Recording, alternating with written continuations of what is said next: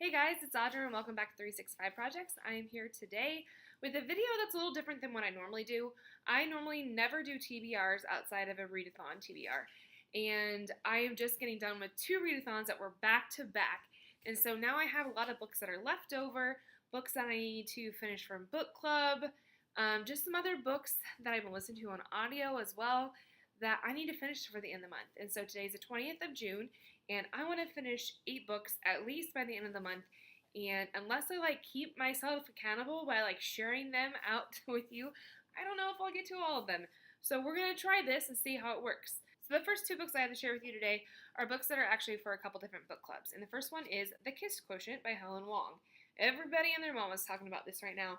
But this is for Julie and Chelsea's Book Hangover book club pick, and I think that is actually tonight. Now, I'm only halfway through, so I'm not going to probably get to partake in the live show, but I'll definitely watch that later and see what everybody is saying. I thought I knew what this is about. I thought it was going to be a cute romance about a woman with Asperger's, and it's a little different than that. I mean, yeah, she's the main character, but the male involved is actually an escort that she hires to teach her how to be physical and how to have a relationship. So there are quite a few steamy scenes in here, so just be aware of that. And if you can get past it, the relationship between the two of them and how he's teaching her how to have communications and relationship with other people, it is super cute. I'm also enjoying getting to see what he is like outside of his escorting. That's only one night a week. You get to see the relationship with his family, his passion, his career, his actual career, what he does and why he is doing the escorting job. And so it kind of makes you think and wonder a little bit about people who have chosen that path. But I cannot wait to see how the second half of this ends. And I almost wonder, I don't remember if I thought I saw maybe that it was part of a series. Could be wrong. But hopefully I see more of these characters because, like I said, I really am enjoying the both of them, and I hope that it continues to develop into more stories later on. And the other book that's for a book club is I Will Be Gone in the Dark by Michelle McNamara. This is one woman's obsessive search for the Golden State Killer, so obviously this is much different. A week from today, there is a book club for my brand new coworkers that I'm going to be starting to work with, and I thought it'd be a great opportunity to jump in and get to know them, but also it's a book club. How can I say no? And so I definitely need to get into this one because it is nonfiction, but I've heard it is very intriguing because part of what she does in this book, the author, has helped them to actually catch the killer. I have not listened to any of the audio that people keep talking about, any of the news coverage, because I want to read this before I start researching. So if you've read this, let me know what your thoughts are because I've heard it's fantastic. Now the next 3 books are all audio books. The first one is Dread Nation by Justina Ireland.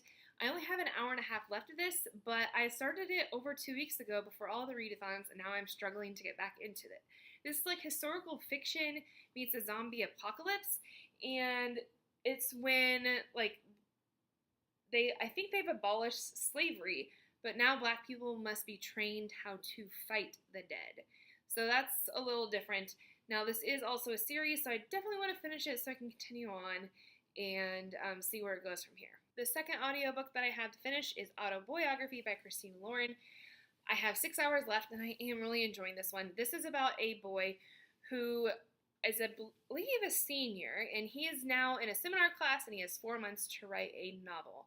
And he is choosing to write his novel basically about his own life, and now he has a major crush on the kid that won the last seminar a year ago, who has come back to teach the class how to write a book, and how he's falling for him. So there's that male-male romance, but also in the fact that everyone around them is basically Mormon, and his understanding of how that culture and religion works and why it's affecting him when that's not what his family has chosen for him. And so there's a lot of great conversations as well on this one, and I'm excited to finish that one here shortly. And the last audiobook was from Cramathon, and that is The Kitchen House by Kathleen Grissom. This one is hard to explain because there's a lot of content. It doesn't look like a long book, but it is packed full of a lot of historical fiction because it is about the late 1700s, early 1800s with slavery involved. And this is about a 7-year-old girl who is Irish who is basically an orphan, and she goes and works in the kitchen house, even though she's white. And then the other point of view is from the slave named Belle, and she's the one that is in charge of the kitchen house and raising this child. And it's just kind of like the course of history of how they grow up together, what happens along the way. There is trigger warnings all over the place for this one in terms of abuse, rape, incest, drug abuse, obviously cruelty with slavery, like so many things. This is a heavy, heavy book. Just know that before you pick it up yourself. But I am thoroughly enjoying this so far and plan to finish this one very soon. There are two books that I really want to finish soon that were from Librariathon, and the first one is Written in the Stars by Yusha Saeed. This is a YA novel that has been a quick read so far, I just need to get through it, about a young Pakistani American girl who has a boyfriend at school, and then her parents find out about it, and they kind of flip their tops because that is not at all what their culture does. They want to be able to kind of arrange a relationship and marriage for her, and so what they do is take her back to their home country of Pakistan, and it's like a month over the course of the summer.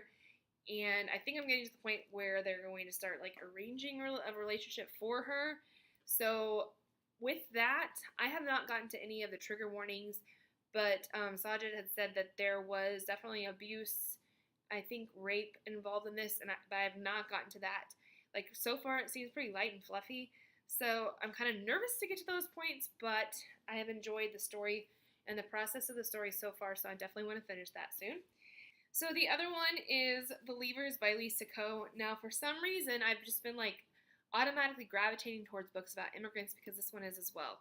Obviously, it's kind of weighing heavy on my heart on what we see in the news going on in America right now, and this one kind of fits along with that. Now, it's not all heavy hitting, just from what the author said when I went to see her speak. There's a lot of comedy behind it, but this one is about a boy whose name is Dimming, and one day his Chinese immigrant mom kind of vanishes after work. She doesn't come home from the nail salon. He has no idea where she went. Maybe she went to start a better life, and was going to come find her later, but in the meantime, he gets adopted by a white family. And it's kind of like how we are assuming that they're just going to assimilate to another culture when in fact they are raised by a culture of immigrants, and how different that really is. And what happens when their biological family comes back into the picture. I'm just kind of getting to that part. And yeah, I'm not too far in, but I am enjoying it. It's one that's going to take me a little bit longer to read, but I definitely want to get to this again before the end of the month. And the last one that I have was a book that's not connected to any book club. It's not connected to any readathon. It's just one that I've like recently found on the shelf of Barnes & Noble. Never heard of before, had to pick it up, and it's actually a middle grade, and it is A Length of String by Eliza Brent Wiseman, I believe. This is a story about a young black girl whose name is Imani, and she is actually Jewish, and she's struggling to understand all that and her family dynamics because she was adopted. So she's wanting to try to figure out more about her biological family. Along the road, her great-grandmother Anna passes away, and she finds this journal among her books, and it's actually a journal from 1941 when Anna was in the Nazi-occupied Luxembourg, and like everything about all of that just makes me like want to pick this up like right now.